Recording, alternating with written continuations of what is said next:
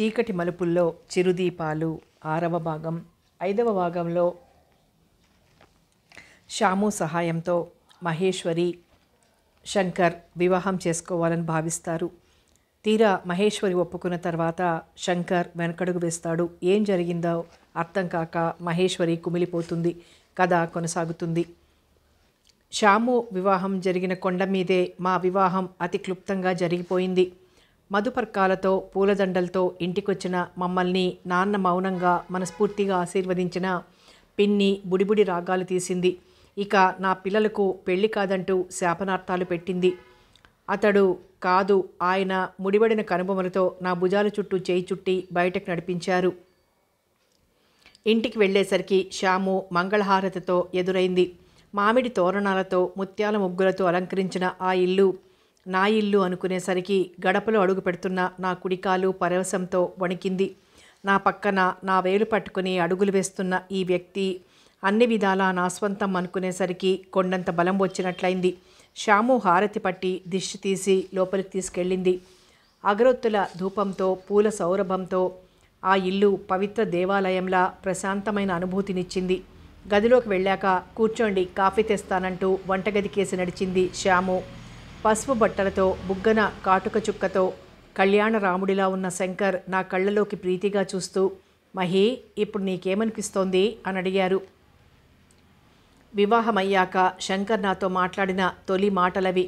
సిగ్గుతో నా కళ్ళు వాలిపోయాయి. పెదిమలు కొరుకుతుండగా గొంతు పెకిలించుకొని అన్నాను, గడ్డి పువ్వులా పుట్టి గడ్డి పువ్వులా రాలిపోతాను అనుకున్న బేలను నువ్వు పవిత్ర పారిజాతానివి అంటూ ఆలయంలోని పూజాపీఠాన్ని చేర్చినట్లుగా అనిపిస్తోంది. కొంటెగా అన్నాడు శంకర్. అలాగా, మరి నాకేమనిపిస్తోందో చెప్పనా? క్రీగంట చూస్తూ తల ఊపాను. ఆకులు రాలిన జీవన వనంలోకి వసంతం ప్రవేశించినట్లుగా, ఎండి బీటలు వారిన గుండె క్షేత్రం మీద పన్నీటి తొలకరి కురిసినట్లుగా, మురిసిన నల్ల మేఘంలోకి వెన్నెల రాసి చందమామ ఆత్మీయతతో చొచ్చుకొచ్చినట్లుగా. చాలు కవిత్వం అంటూ చెయ్యెత్తాను. గబుక్కున ఆ చేతినందుకుని పెదవులకు రాసుకున్నాడు శంకర్. తీయని అనుభూతి రక్తంలో అలజడిని రేపగా నేత్రాలు నిమీలితమయ్యాయి. ఎప్పటికో కనురెప్పలు విచ్చుకోగా కాఫీ ట్రేతో వెనుతిరిగిపోతున్న శ్యాము కనిపించింది. గాబరాతో చేతిని వదిలించుకొని శ్యాము అంటూ కేక పెట్టాను. మర్నాడు తెలతెలవారుతుండగా మెలకువ వచ్చింది. కళ్ళు తెరిచేసరికి కాఫీ కప్పుతో నిలబడి ఉన్నాడు శంకర్. రాత్రి పొందిన అనుభూతుల తాలూకు స్మృతులు సిగ్గు దొంతరలను పేరుస్తుండగా శంకర్ నవ్వుల తూణీరాలతో వాటిని విచ్ఛిన్నం చేస్తూ, లేవాలి మరి, కాఫీ చల్లారిపోతుంది అన్నారు. మీరు కాఫీ పెట్టడమేమిటి అన్నాను నొచ్చుకుంటూ. ఇన్నాళ్ళు తమరే పెట్టారా అన్నారు కొంటెగా. నేను సిగ్గుపడిపోయాను. సిగ్గుమాని దిగ్గున లేవాలి మరి, మీరు తాగేసేయండి, నేను ముఖం కడుక్కోవాలి. బెడ్ కాఫీ తాగినంత మాత్రాన పెద్ద నష్టమేమీ లేదు కానీ అంటూ బలవంతంగా నా నోటికి కప్పందించారు. ఎడారిలో మంటు టెండలో నడుస్తున్న బాటసారికి హఠాత్తుగా పూలవనం ఎదురైనట్లుగా మార్పు లేకుండా అతి సాదాగా సాగుతున్న నా జీవితంలో హఠాత్తుగా గొప్ప అందమైన మార్పు వచ్చింది. మగాడిగా మాధుర్యం, స్నేహితుడిగా సాన్నిహిత్యం వెల్లువలా కురిపించే శంకర్ సమక్షంలో జీవితం తనివి తీరని హాయితో సాగిపోసాగింది. శంకర్ తోడి సాహచర్యంలోని మధురిమ ఎంత ఉత్కృష్ట స్థాయికి చేరుకుందంటే మరణం అంటే భయం పట్టుకుంది. మరో 10 జన్మలు ఆగకుండా జీవించాలని ఆశ కలుగుతోంది. బొట్టు, కాటుక, గాజులు, రంగురంగుల చీరలు, కొత్త చిగుళ్ళు వేసి నవనవలాడుతున్న చెట్టులా నాకు నేనే ముగ్ధ మనోహరంగా కనిపిస్తున్నాను. అంత నల్లని కరిమబ్బులోకి మెరుపెలా దూసుకుపోతుందో, అందవికారమైన కోకిలను మధురస్వరం ఎలా వరించిందోనని ఇన్నాళ్ళు ఆశ్చర్యపోయేవాణ్ణి. ఆ ఆశ్చర్యం ఎంత అర్థం లేనిదో ఇప్పుడు అర్థమవుతోంది అనేవాడు శంకర్. కొత్తగా ఇప్పుడు అర్థమైందేమిటో, రాత్రిపూట ఒంటరిగా ఉన్నప్పుడు అద్దంలోకి చూసుకుంటే నేనే భయపడతాను. అలాంటి నన్ను నా కళ్ళతో చూడండి. బహుశా నీ కళ్ళకు రంగులు కనిపించడం మానేసుంటాయి. కోపంతో నేనేదో అనబోయాను. శంకర్ ఎర్రని లావైన పెదవులు నా నోటికి తాళం వేస్తాయి.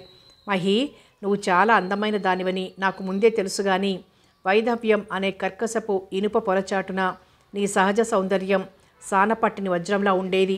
అప్పటి అందం మంచు పేరుకున్న మ్రోడులా అందమైందైనా జీవితం లేనిది ఇప్పుడు పచ్చని కొమ్మలతో పూల రెమ్మలతో నవనవోన్మేషంగా మహి, ఇప్పుడు నిన్ను చూస్తుంటే నీ నీడ తాకే అర్హత కూడా నాకు లేదనిపిస్తుంది అనేవారు శంకర్.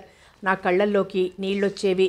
నా అందం ఇనువడించి ఉంటే అది మీ సహచర్యం తాలూకు వెలుగు, మీ చేయి అందుకున్న అదృష్టం తాలూకు తేజస్సు అని మాత్రమే నేను అనుకుంటాను. కావచ్చేమో. నీ అభిప్రాయాన్ని నేనెందుకు కాదనాలి? కానీ నీ ముందు తన పెదిమలని అడ్డుకున్న నా చేతివేళ్లను మునిపంటితో నొక్కి పట్టేవాడు శంకర్. పెళ్ళయ్యాక కూడా నేను ఉద్యోగం మానలేదు. మానమని శంకర్ కూడా చెప్పలేదు.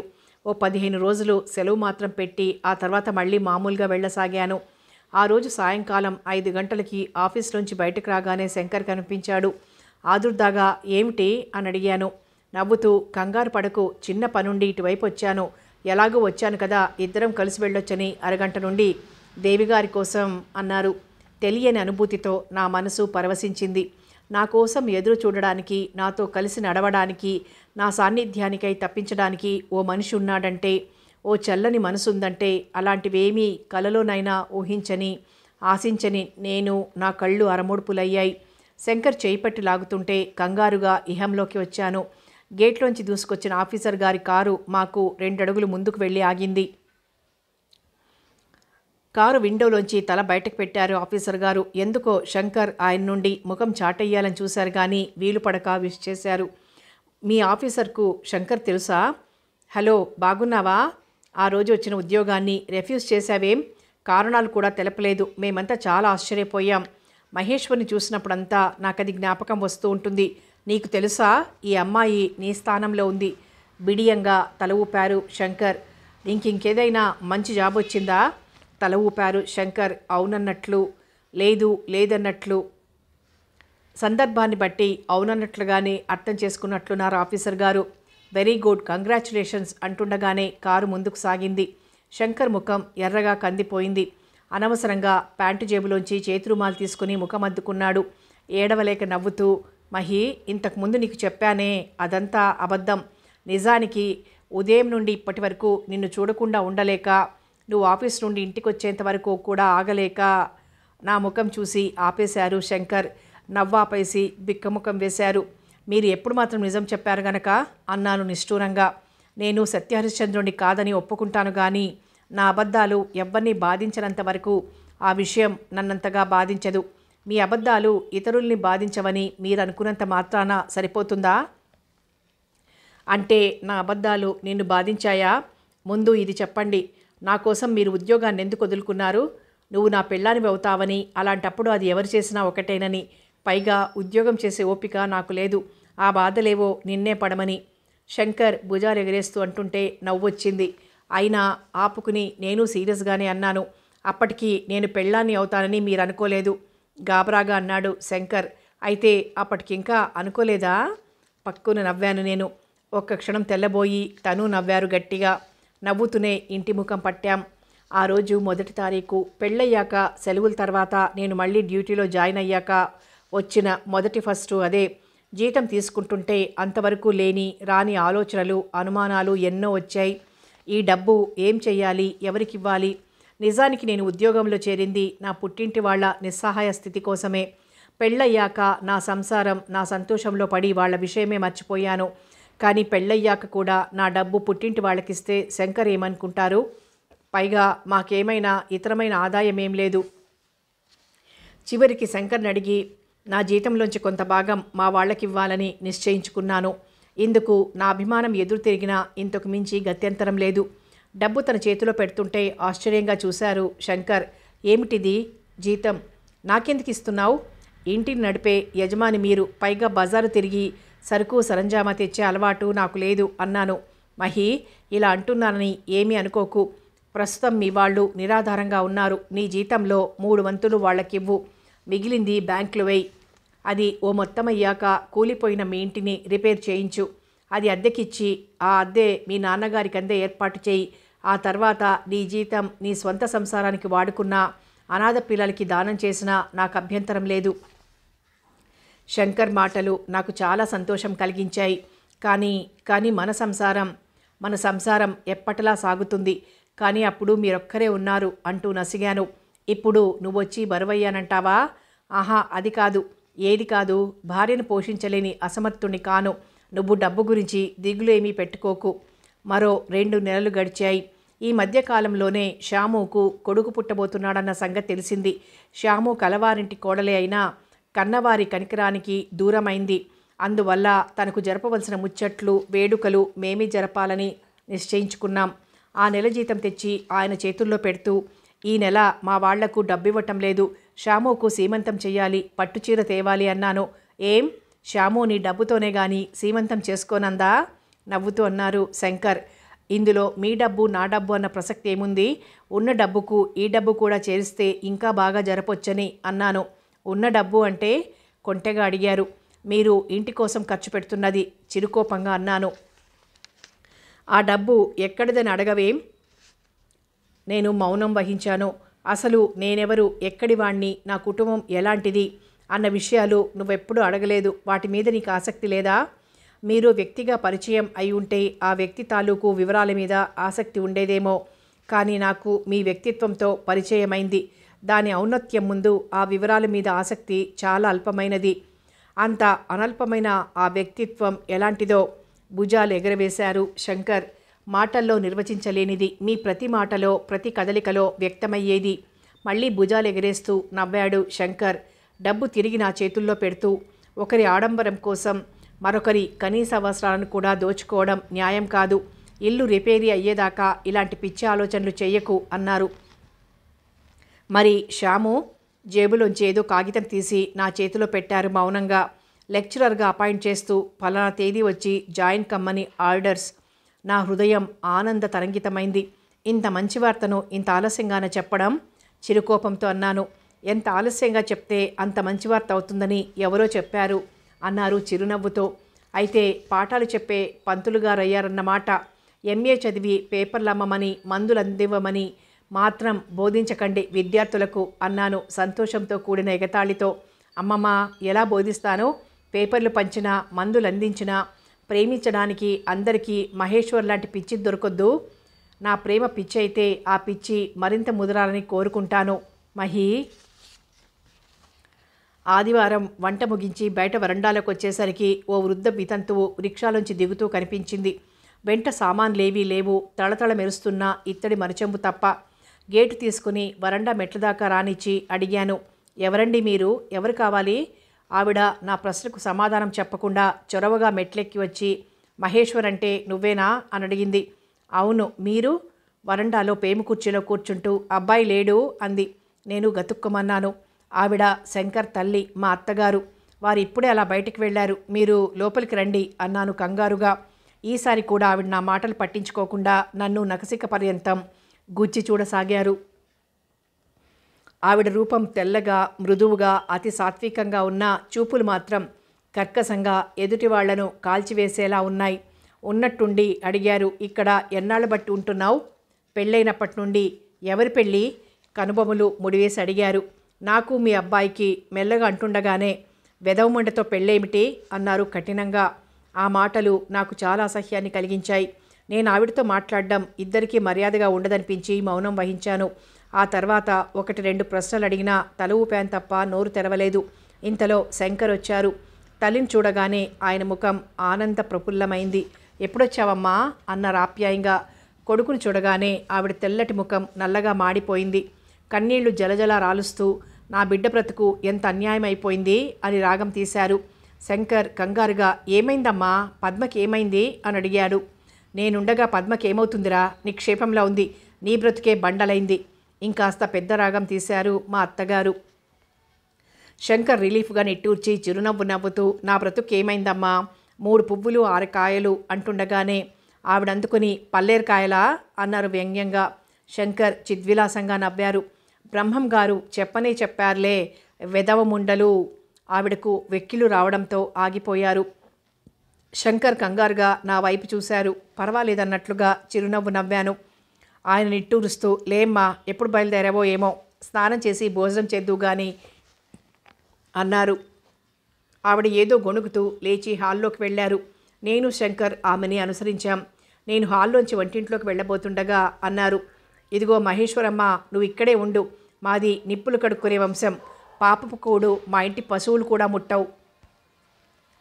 ఆ మాటల పోటుతో నా గుండె చిల్లుపడి జీవరసమంతా కారిపోయినట్లుగా నిర్జీవంగా క్రిందికి జారిపోయి గోడకు చేరగిలబడ్డాను.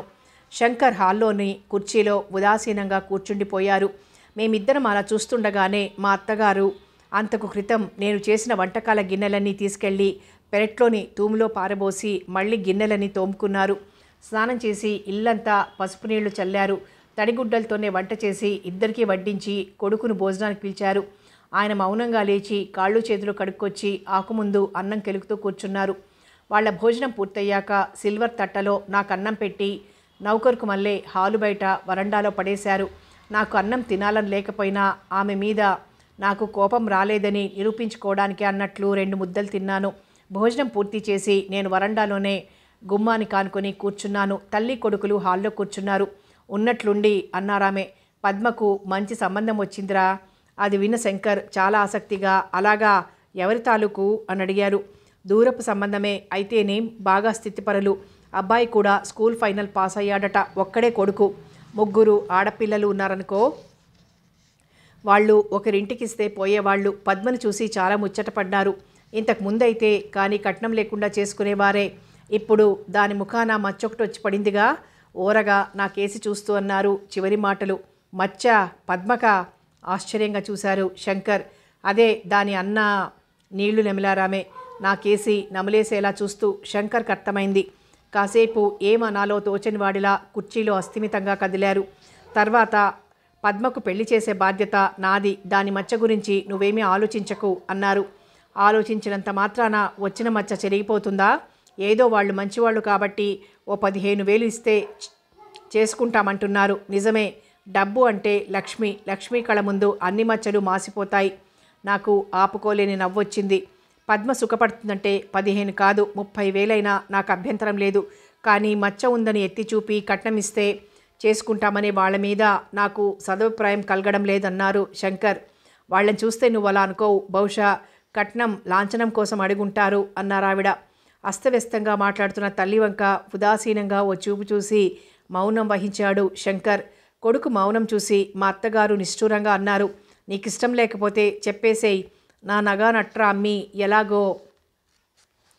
చిరాగ్గా కనుబొమ్మలు చిట్లించాడు శంకర్. సరేనమ్మా, పద్మకు కూడా ఇష్టమైతే అలాగే చేద్దామని ఊరికే అంటే చాలదు. నువ్వు ఓసారి ఊరికొచ్చి అన్ని విషయాలు చూస్తే బాగుంటుంది. ఊరికా? తెల్లబోయి చూశాడు శంకర్. ఆమె బ్రతిమలాడుతున్నట్లుగా. దానికి ఎటూ తండ్రి లేడు. అన్నబూ తండ్రివి నువ్వే మరి అన్నారు. నిట్టూర్చి సరే వస్తాను అన్నారు శంకర్. కొడుకు వస్తాను అనగానే ఆవిడ ముఖం వెలిగిపోయింది. మరో గంటకు మా అత్తగారు ఊరికి వెళ్తానంటూ తయారయ్యారు. శంకర్ ఆగమని చెప్పలేదు. మా అత్తగారు వరండా మెట్లు దిగుతుండగా అన్నారు శంకర్, మహేశ్వరి నీ కోడలైనా కాకపోయినా నా భార్య. నేనెక్కడుంటే ఆమె అక్కడుంటుంది. ఆమెను గౌరవించకపోయినా అవమానించేవాళ్ళు నా ఇంటికి రావాల్సినంత అవసరం. శ్రోతలిద్దరం నిర్ఘాంతపోయాం. మా అత్తగారి ముఖం మరీ తెల్లగా పాలిపోయింది. చిగురు టాకుల్లా కంపిస్తున్న పెదవులు తెరిచి ఏదో అనబోయి బలవంతంగా నిగ్రహించుకున్నారు. కళ్ళల్లోకి నీళ్లు రాబోతుండగా చప్పున రెప్పలు వాల్చుకొని వడివడిగా బయటకు నడిచారు. శంకర్ అనుసరించారు. అరగంట తర్వాత శంకర్ వచ్చేదాకా నేను నిస్త్రాణగా వరండా మెట్ల మీదే కూలబడిపోయాను. తల్లి వచ్చినప్పటి నుంచి వెళ్లేదాకా ఆమె ఏం మాట్లాడినా ఏం చేసినా మౌనంగా చూస్తూ ఉండిపోయిన శంకర్ చివర్న అలా అంటారని నేను ఊహించలేకపోయాను. అంతవరకు చూపిన సహనం మరో 2 నిమిషాలు చూపి ఉంటే ఎంత బాగుండేది. అదే అన్నా నాయనతో. నేను అంతవరకు సహనం చూపానని చివరకు నిగ్రహించుకోలేక దుడుకుగా అలా అన్నానని అనుకోకు. ఎంతైనా ఆమె నా కన్న తల్లి. ఊరి నుండి ఎప్పుడు బయలుదేరిందో ఏమో. మధ్యలో ఎక్కడా పచ్చి మంచినీళ్ళు కూడా ముట్టదు. అలాంటి దాన్ని, నా ఇంటికి వచ్చిన దాన్ని అభోజనంగా ఆకలి కడుపుతో పంపటం ఇష్టం లేక మౌనం వహించాను అంతే అన్నారు. ఏమైనా మీరు చాలా దురుసుగా మాట్లాడారు.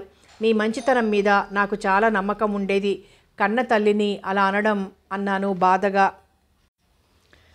నీ దృష్టిలో ఇతరులను నొప్పించకపోవడం మంచితనమైతే ఆ మంచితనం కన్నవారికి మాత్రమే పరిమితమై ఉండాలా? నా కన్న తల్లి శూలాల్లాంటి మాటలతో నువ్వు బాధపడుతూ ఉంటే మంచితనం పేరుతో నా కన్న తల్లిని వెనకేసుకురావటం మంచితనమే అంటావా? ఆమె మాటలకు చేతలకు నువ్వెంత బాధపడ్డావో, పరాభవంతో దహించుకుపోయావో నేను గమనిస్తూనే ఉన్నాను. ఏమైనా నా కోసం మీరు ఆమెను దూరం చేసుకోవడం ఆమె నన్నెప్పుడో దూరం చేసుకుంది. ఈరోజు కొత్తగా నువ్వు మమ్మల్ని విడదీసిందేమీ లేదు. నేను ఆశ్చర్యంగా చూశాను. శంకర్ నిట్టూర్చి చెప్పటం ప్రారంభించారు. మా అమ్మకు జ్ఞానం వచ్చి రాకముందే వివాహమైంది. 2 కుటుంబాల వాళ్ళు కూడా కులమతాలు, ఆచార వ్యవహారాలు, సాంప్రదాయం అంటే ప్రాణం పెట్టేవాళ్ళు. స్త్రీ అయినందువల్ల సహజంగానే ఆ గుణాలు అమ్మలో జీర్ణించుకుపోయాయి. మరీ చాదస్తురాలు కూడాను.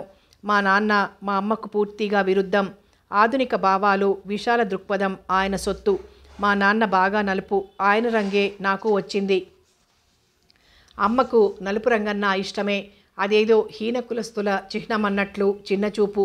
మీ రంగు వచ్చినట్లే బుద్ధులు కూడా హీనపు వాళ్లవే వచ్చాయి అనేది నాన్నను. వీలైతే కత్తిపీటతో చెక్కివేద్దామన్నట్లు వెగటుగా చూసేది మా ఒంటి రంగు వంక. విభిన్న భావాలతో వాళ్ళెలా కాపురం చేశారో నాకంతగా తెలీదు. నా వల్ల మాత్రం ఆమె చాలా మదన పడేది. బహుశా రంగుతో పాటే గుణాలు కూడా మా నాన్న నుండి సంక్రమించాయనుకుంటాను. ఆయనలాగే కులమతాలు, వర్గభేదాలు, తారతమ్యాలు నా దృష్టిలోకి వచ్చేవి కావు. నా తోటి పిల్లలు ఎవరైనా వాళ్లతో నేను హాయిగా కలిసిపోయేవాణ్ణి. వాళ్ళ ఇళ్లల్లో భోజనం చేసేవాణ్ణి. వాళ్లతో తన్నులు తినేవాణ్ణి. వాళ్ళ వీపుల మీద ఎక్కి తిరిగేవాణ్ణి.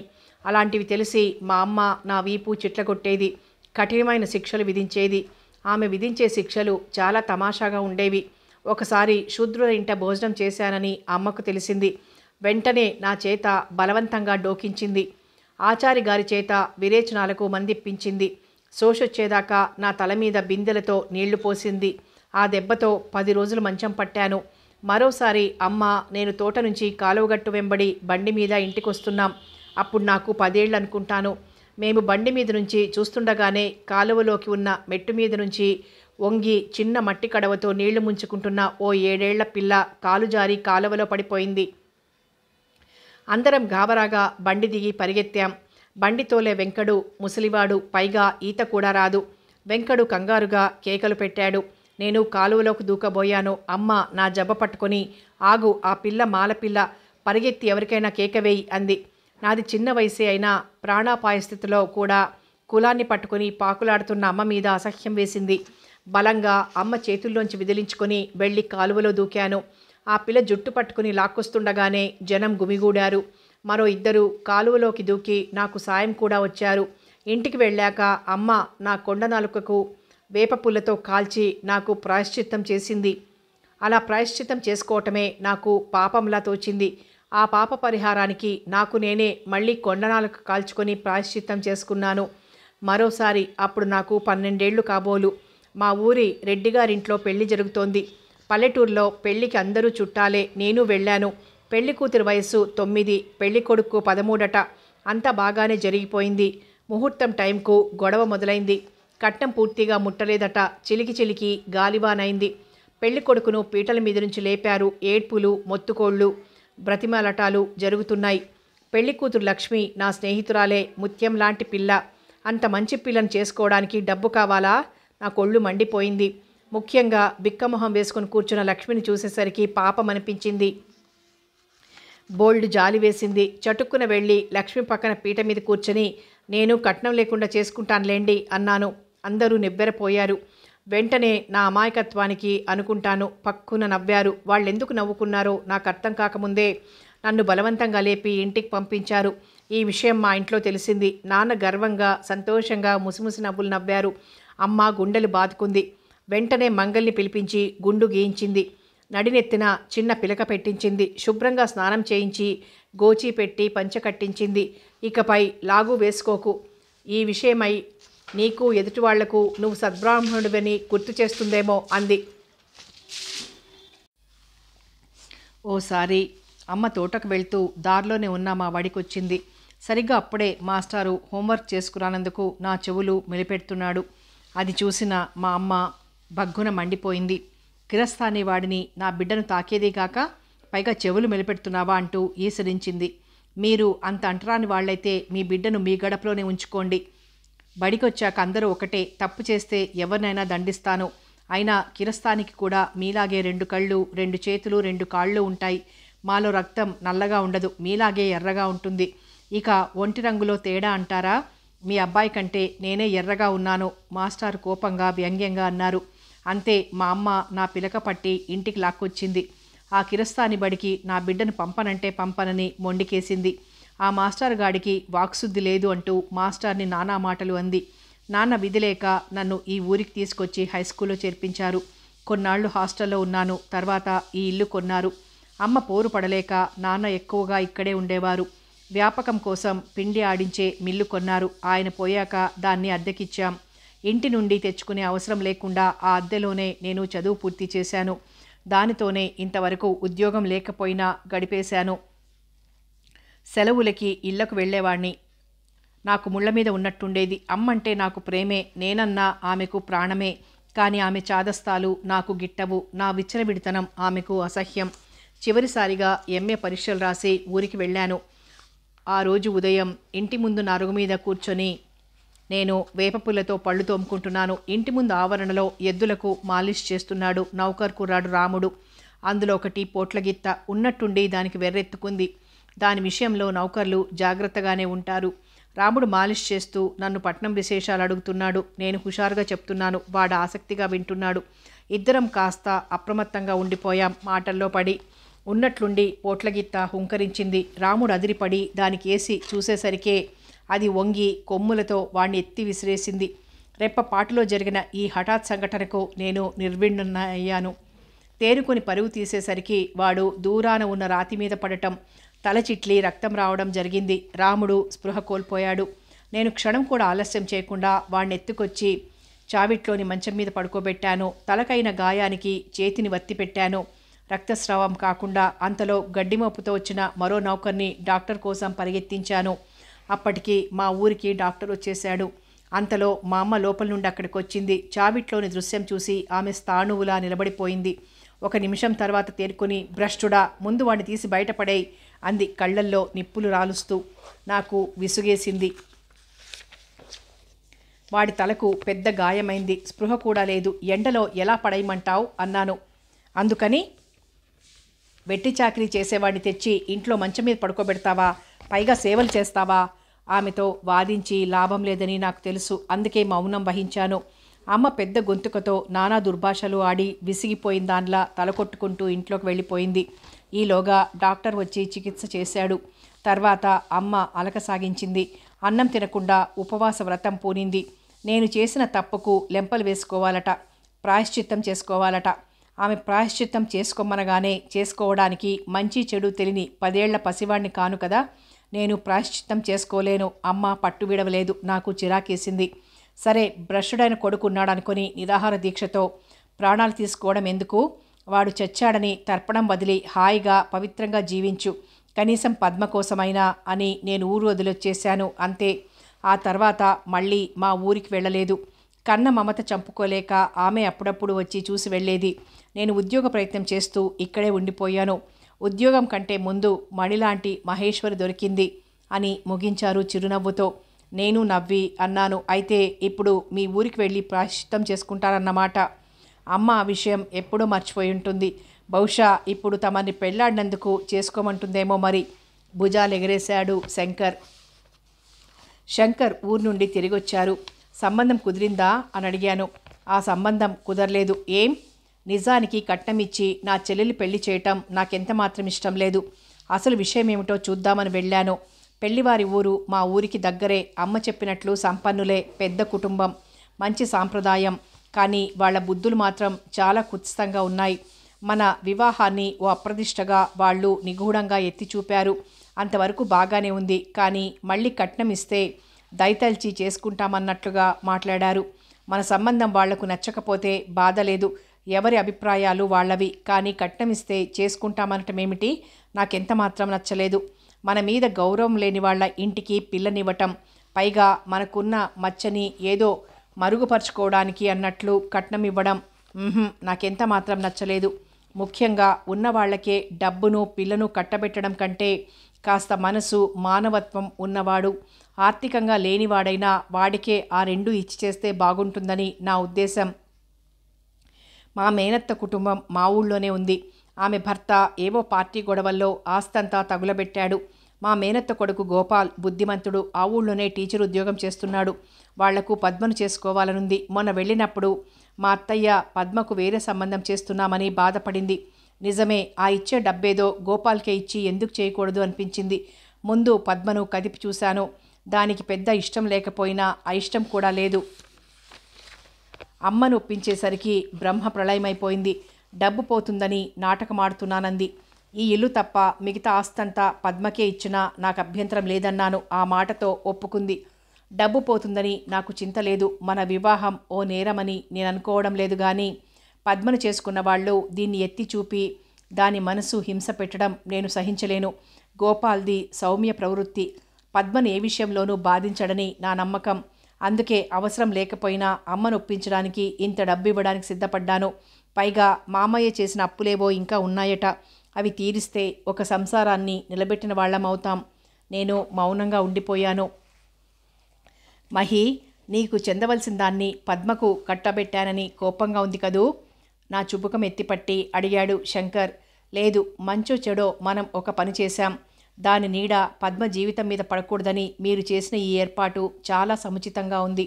నిజానికి దీనివల్ల ఆస్తి పోయిందన్న బాధ కంటే మనకో పెద్ద అవమానం తప్పిపోయిందనే సంతోషమే ఎక్కువ మిగిలింది. డబ్బు మనం సంపాదించుకోవచ్చు, మంచి మనిషి దొరకటం కష్టం. మీ నిర్ణయానికి నేను సంతోషిస్తున్నాను, గర్విస్తున్నాను అన్నాను మనస్ఫూర్తిగా. నా నిర్ణయాన్ని నువ్వు హర్షిస్తావనే నమ్మకంతోనే నీ పరోక్షంలో నేను ఆ పని చేశాను. అయినా కూడా నీ అనుమతి లేనిది చేయటం తప్పే. ఈ దీనుడు క్షంతవ్యుడు అంటూ నా ముందు మోకరిల్లారు శంకర్. నేను పక్కున నవ్వి ఆయన జుట్టు చెరిపేశాను. పద్మ పెళ్లికి ముందే శ్యాము ప్రసవించింది. కాన్పు మేము చేస్తామన్నా వాళ్ళు ఒప్పుకోలేదు. మాకు ఆ పట్టింపులేమీ లేవు. నువ్వు చిన్నదానివే, అనుభవం లేదు. ఇక్కడైతే మేమంతా ఉంటాం. నీకు వీలైతే కాన్పు సమయంలో ఓ 10 రోజులు సెలవు పెట్టి ఇక్కడే ఉండు అన్నారు శ్యాము అత్తగారు. మేనల్లుడు పుట్టాడని శంకర్ చేసిన హడావుడి అంతా ఇంతా కాదు. అల్లుడు పుట్టాడని మురిసిపోయినట్లు కాదు. త్వరగా కూతుర్ని కని నా కొడుక్కివ్వాలి అంది శ్యాము. శంకర్ కొట్టిన రంగులతో తడిసిపోయిన హరి ఐ సపోర్ట్ ఇట్ అన్నాడు నా వంక కొంటగా చూస్తూ. ఐ సెకండ్ ఇట్ అన్నారు శంకర్. సిగ్గుతో చిరుకోపంతో మూతి బిగించిన నన్ను చూసి శ్యాము పక్కున నవ్వింది. చెల్లెలి పెళ్లికి వెళ్ళాలని సెలవు పెట్టి శంకర్ తయారయ్యారు. నన్ను రమ్మని పిలవలేదు. నేను శంకర్ భార్యను, ఆ ఇంటి కోడల్ని. నా ఆడపడుచు పెళ్లి చూసే హక్కు నాకు లేదా? మౌనంగా మదనపడుతున్నాను. శంకర్ వెళ్ళడానికి ఇంకో గంట టైం ఉంది. ఆయనకి కావలసినవన్నీ సర్ది నేను వెళ్ళి పడగదిలో కూర్చున్నాను. శంకర్ డ్రెస్ చేసుకొని వచ్చి నా పక్కన కూర్చున్నారు.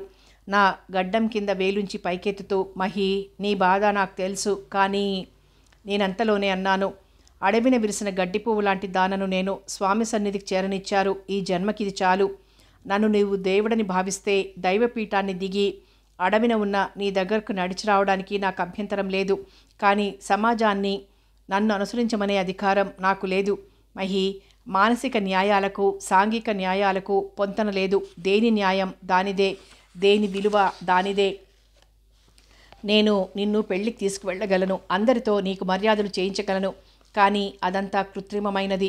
కళ్ళతో నవ్వి నొసలతో వెక్కిరించే ఆ వాతావరణం నీకు నరకప్రాయమవుతుంది. నాకంటే విధి లేదు, తప్పదు. దైవం అనుకూలిస్తే దంపతులను తీసుకొచ్చి నీ చేత ఆశీస్సులు అందింపజేస్తాను. నా మనసు శాంతించింది.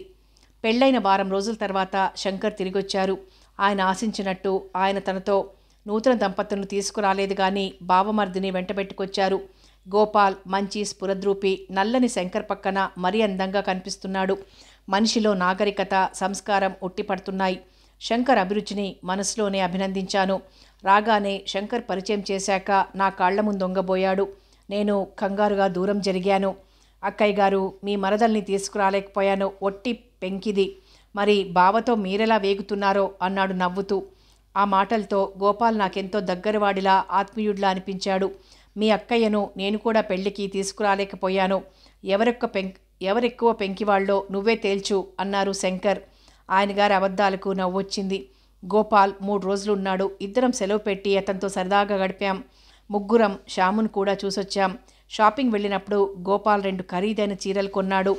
అప్పుడే భార్య కోసం చీరలు కొనటం చూసి నేను శంకర్ చాటుగా నవ్వుకున్నాం. కానీ ఊరికి వెళ్ళేటప్పుడు ఒక చీర తీసి నా చేతుల్లో పెట్టాడు గోపాల్. ఇదేమిటి అన్నాను నేను. శంకర్ ఆశ్చర్యంగా, ఆడపడుచు లాంఛనం, ఇంతకంటే నాకు తెలీదు అన్నాడు బిడియంగా. నా కళ్ళల్లో నీళ్లు తిరిగాయి. గోపాల్ వెళ్ళిపోయాడు. తమ్ముళ్ళు లేని నాకు గోపాల్ ఆ లోటు తీర్చినట్లు కనిపించాడు. శ్రావణమాసం నోము నోచుకుంటున్నాను. శంకర్ని కూడా సెలవు పెట్టమన్నాను. నేను పనిలో ఉండటం చూసి నీ పనులు తెమిలే లోపల ఓ పావుగంటలా తిరిగొస్తానంటూ బయటకు వెళ్ళిపోయారు శంకర్. అంతే, మళ్ళీ చీకటి పడేదాకా తిరిగి రాలేదు. ఎంతో ఆపేక్షగా ఈ నోము పెట్టుకున్నాను. ప్రతి క్షణం శంకర్ కోసం 1000 కళ్ళతో ఎదురుచూశాను. చివరికి అసంతృప్తిగా ఒంటరిగా నోము నోచుకున్నాను. నోము పూర్తయ్యాక ఆయన పాదాలకు నమస్కరించే అవకాశం లేకపోయినందుకు, నైవేద్యం పంచుకోలేకపోయినందుకు చాలా మదనపడ్డాను. ముఖ్యంగా నోము ఉందని తెలిసి తను అదే పనిగా సెలవు పెట్టి కూడా నిర్లక్ష్యంగా ఇంట్లో లేకుండా పోయినందుకు ఎంతో బాధపడ్డాను. శంకర్ మీద బాగా కోపం కూడా వచ్చింది. చీకటి పడ్డ చాలాసేపటి తర్వాత శంకర్ వచ్చారు. నలిగిన బట్టలతో, రేగిన తలతో, ఎర్రబడిన ఉబ్బిన కళ్ళతో, నీరసంగా నిస్త్రాణగా తాగిన వాడిలా ఊగుతూ వచ్చిన శంకర్ని చూసి నా గుండె గుబేలుమంది.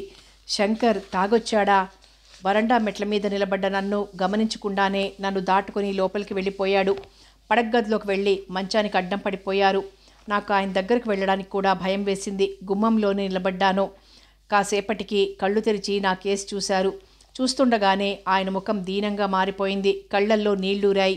ఇక నేను ఆగలేకపోయాను. ఒక్క పరుగున ఆయన దగ్గరికి వెళ్ళి పక్కన కూర్చున్నాను. ఏమైందండి? ఎందుకు ఇలా ఉన్నారు? ఏం జరిగింది? భయంగా ఆత్రంగా అడిగాను. మహీ అంటూ నా గుండెల్లో ముఖం దాచుకున్నారు.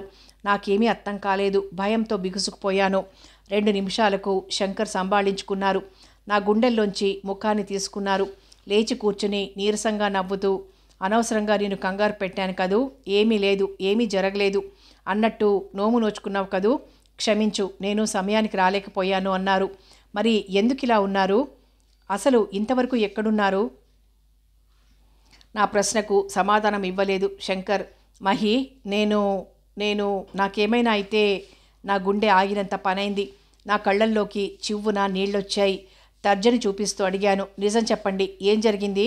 ఎందుకు ఇలా మాట్లాడుతున్నారు? భయంతో నా గుండె ఆగిపోయేలా ఉంది. చెప్పండి, నిజం చెప్పండి. అలా గాబరా పడకు, నాకేమీ జరగలేదులే అని గట్టిగా నెట్టూర్చి, నా స్నేహితుడు శేఖరం ఈరోజు చనిపోయాడు. అవును, వాళ్ళది ప్రేమ వివాహం, ముఖ్యంగా కులాంతర వివాహం. వాడి భార్య ఒంటరిది. అనుకోకుండా సమయానికి నేను వెళ్ళడం జరిగింది. దిక్కు లేనిదానిలా ఒంటరిగా గుండెలు పగిలేలా ఏడుస్తూ. అబ్బా, ఎంత భయంకరం! అన్ని పనులు పూర్తి చేసి స్నానం చేసి ఆమె కాస్త ఎంగిలి పడేలా చేసొచ్చేసరికి ఇంత ఆలస్యమైంది. శంకర్ రానందుకు, నిర్లక్ష్యంగా రాలేదని అనుకొని కోపగించుకున్నందుకు పశ్చాత్తాపం కలిగింది. అక్కడ ఆమెను చూస్తుంటే ప్రతిక్షణం నువ్వే గుర్తొచ్చావు. నేనేమైనా అయిపోతే? ఆగండి, తమాషాకు కూడా అలా మాట్లాడకండి. మరోసారి ఆ భయంకర జీవితాన్ని ఎదుర్కొనే మనోస్థైర్యం నాకు లేదు. ముఖ్యంగా మీరు లేకుండా. తెల్లగా పాలిపోయిన శంకర్ ముఖాన్ని చూసి ఆగిపోయాను. భయంగా మెల్లగా అడిగాను. ఈరోజు మీకేం జరిగింది? శంకర్ తెప్పరిల్లుకొని నా భుజం మీద చేయి వేసి, పద భోంచేద్దాం అన్నారు. నా భుజాల చుట్టూ చేయి వేసి నడిపిస్తూ, నీ నోము గురించి మర్చిపోయానని బాధపడుకు. నువ్వు చేసుకుంటున్నది శుభకార్యం, సంతోషప్రదమైంది. నేను లేననే బాధ తప్ప నా అవసరం తప్పనిసరేం కాదు ఇక్కడ. కానీ మరే దుఃఖము సాటిరాని ఆ భయంకర దుఃఖంలో శేఖర్ భార్యకు నా ఓదార్పు, నా తోడ్పాటు ఎంతో అవసరమైంది. నువ్వు బాధపడతావని తెలిసిన మనిషిగా నా బాధ్యత నన్ను అక్కడ ఉంచేసింది అన్నారు అనునయంగా. పర్వాలేదు, మీరు చేసింది సవ్యమైందే. ప్రపంచంలో మాతృత్వమంత తీయంది మరొకటి లేదేమో. నేను తల్లిని కాబోతున్నానని తెలిసినప్పుడు సర్వ ప్రపంచాన్ని నాకు పట్టం గట్టినంత గర్వం కలిగింది. వాడిన నా జీవనలత వివాహంతో చిగురు తొడిగి మాతృత్వంలో పుష్పించి ఫలించినట్లుంది. శంకర్ ఆనందానికి అవధులు లేవు. ఈ శుభ సందర్భంలోనే నాకు గవర్నమెంట్ జాబ్ కూడా వచ్చింది. నాన్నకు పెన్షన్ ప్రారంభమైందట. ఇల్లు రిపేర్ చేయించి అద్దెకిచ్చాం. దీంతో నా పుట్టింటికి డబ్బు పంపే బాధ్యత కూడా తీరిపోయింది. అన్ని విధాల ఆనంద కెరటాలు నన్ను చుట్టుముట్టాయి. పిన్ని వచ్చి సీమంతం చేసి నిద్ర చేయించడానికి పుట్టింటికి ప్రయాణం చేయించింది. శంకర్ కూడా మా వెంట వచ్చి దిగబెట్టొచ్చారు. నన్ను ఆ స్థితిలో చూసిన నాన్న సంబరం చెప్పవశం కానిది. నాకు జ్ఞానం వచ్చినప్పటి నుంచి ఆయన ముఖంలో ఇంతగా సంతోష ఛాయలు నేనెప్పుడూ చూడలేదు. అక్కడున్న 5 రోజులు తన పక్కనే కూర్చోబెట్టుకొని నా వైవాహిక జీవితంలోని సంతోష వార్తలన్నీ చెప్పించుకొని మురిసిపోయారు. నా వివాహం అందరిలాంటి వివాహం కాకపోయినా దానివల్ల ఎవరికీ ఆవేదన కలగకపోగా అందరికీ ఆనందదాయకరమైనందుకు నాలో నేనే సంతోషించాను. 5 నిద్రల తర్వాత ఆ రోజు ఇంటికి తిరిగి రావాల్సింది. ముందు రోజు వచ్చినప్పుడు శంకర్, రేపు నేను వస్తాను, ఇద్దరం కలిసి వచ్చేద్దాం అన్నారు. ఆయన కోసం సాయంకాలం 5 గంటల నుండి ఎదురు చూస్తూ కూర్చున్నాను. చూస్తుండగానే 6, 7, 8 అయింది. అబ్బాయికి ఎన్ని పనులో, మీ పిన్ని వస్తుంది వెళ్ళిరామ్మా అన్నారు నాన్న. ఈ రోజు తప్పితే మళ్ళీ చేరువలో మంచి రోజు లేదు. మంచి రోజు వచ్చేసరికి 6వ నెల వస్తుంది. శంకర్ మీద పీకల దాకా కోపం వచ్చింది. అంత మాట నిలబెట్టుకోలేని మనిషి అసలు మాటెందుకు ఇవ్వాలి, వస్తానని. నేను పిన్ని బయలుదేరాం. ఇంటికి వచ్చేసరికి లోనుండి లైట్లు వెలుగుతూ కనిపించాయి. అక్కడికి రాకుండా ఇంట్లో కూర్చుని ఆయన గారు చేస్తున్న రాజకార్యం ఏమిటో అర్థం కాలేదు. రాగానే పిన్ని అలసిపోయిన దానిలా వరండాలోని కుర్చీలో కూలబడిపోయింది. నేను లోనికి వెళ్ళాను. శంకర్ హాల్లో లేరు. పడక గదిలో లైటు వెలుగుతోంది. పడగది గుమ్మం దాకా వెళ్ళిన దాన్ని లోపలి దృశ్యం చూసి స్థాణువులా నిలబడిపోయాను. మంచం మీద ఓ అందమైన యువతి నిద్రపోతోంది. నలిగిన బట్టలు, చెరిగిన తల, మలినమైన ముఖంతో నలిగిన తాజా పువ్వులా ఉంది. మంచం దగ్గరగా జరుపుకున్న కుర్చీలో కూర్చొని కాస్త వంగి ఆ యువతి ముఖంలోకి తదేకంగా ఆర్ద్రంగా చూస్తున్నారు శంకర్. నా గుండె ఒక్క క్షణం ఆగిపోయిందని అనిపించింది. వెంటనే శృతిమించిన వేగంతో కొట్టుకోసాగింది. గుమ్మాన్ని పట్టుకున్న నా చెయ్యి చెమటతో తడిసి క్రిందికి జారసాగింది. ఆ దృశ్యం ఇంటి పనుల్లోనో లేక శృంగార రసమయ జగత్తు నుండి బయటపడ్డాకనో అలసిపోయి నిద్రిస్తున్న భార్యను ప్రేమగా లాలనగా చూసుకుంటున్న భర్తలా కనిపించింది. కళ్ళు తిరిగి పడబోయి గుమ్మం ఆసరాతో నిలదొక్కున్నాను. శబ్దానికి శంకర్ ఉలిక్కిపడ్డట్లై ఇటువైపు తిరిగారు. నన్ను చూసి చటుక్కున లేచొచ్చారు.